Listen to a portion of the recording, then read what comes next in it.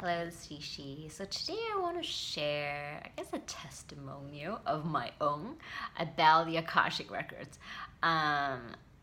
Hopefully I'm not going to sound like I'm tooting my own horn because that's not my intention, but rather just to share what my own experience is receiving the messages from the Akashic records, because I started I've heard of the Akashic Records 5 or 6 years ago, and I used to go get my own readings, from this lady in LA.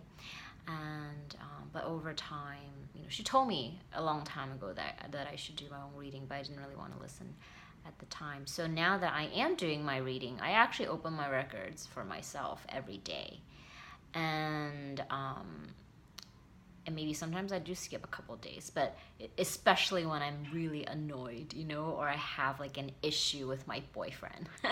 So that's when I would open it every day, because I feel like I need to vent to somebody. And, it's not always good to vent to your friends, because then they get annoyed with you. So I would vent to the spiritual guides about my relationship problems, okay? So they're always loving and non-judgmental, and so I feel very safe, right, to express my emotions and just like all this crazy stuff that's going on, like in my head. Sometimes, I look at my own thoughts. I meditate. I'm like, wow, who is this crazy person living in there? It's just all these crazy thoughts about everything, and none of it really makes that much sense. It's just all projection, inside the head. So I think getting a reading done for yourself, whether you do it yourself or do it from somebody else, it's tremendously helpful. I've done so many different kinds of spiritual practices. I have a master's degree in spiritual psychology, which I'm very grateful for. They don't offer that anymore. And, I went to meditate in Korea for 5 months. I meditated from morning till like midnight. And, I had a private meditation teacher, and I've done yoga. Like, I've done everything. I had life coaches, this and that. And I find that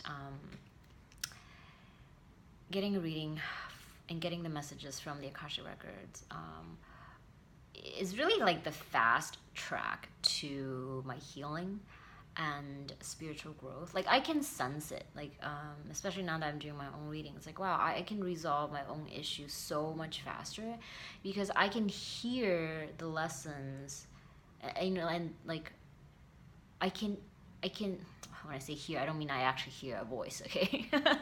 I don't hear voices in my head, actually. I specifically asked the guys not to talk to me like that. But what I mean is that, like, I can understand the lessons faster because they're non-judgmental. Even if you go to some kind of coach, they're still telling you things based on their own experiences, and their judgments too. I mean, they're human. But from the spiritual guides, like, I'm just channeling. I don't alter the words. It's just like a straight up download. It's like downloading a file from the computer. And so I'm able to just go through the words and say it out loud, or write it down in a journal, and learn the lessons that way.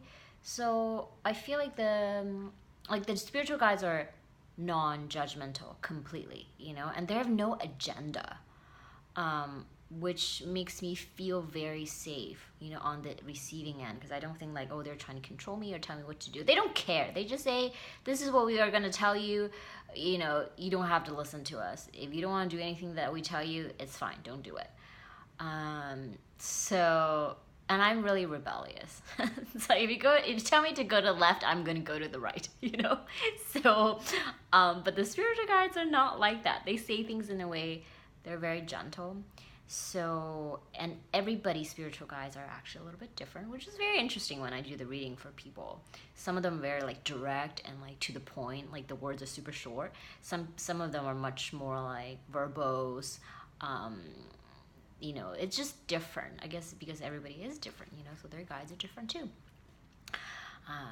Mine is definitely verbose because I tend to be like that.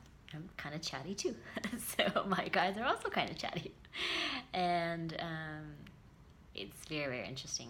So I also can never like access your records without your permission. So don't worry, I don't like go through, you know, Brad Pitt's or Angelina Jolie's records or anything like that. And I'm not even interested. It's sort of like going into somebody else's house without their permission. You know, it's very much like that. So it requires your permission, which is good because then you know you're safe. Like nobody can like dig through your past history without you know, your knowing. So I hope that this is helpful to explain kind of what Akashic messages can do for you, you know, on your spiritual journey. It's not that different from, let's say you want to learn piano. I mean, yeah, you can probably teach yourself, but chances are you'd learn much faster if you had a teacher, you know, there every week, you know, giving you some instructions, right? I mean, it's just different. You'll be able to progress much faster with the help of your own spiritual guides. Okay, so anyway, I hope this is helpful in explaining what the records are for and how you can use it to improve your own life. And this is just my personal experience, you know, so take it or leave it. All right, until next time, see ya.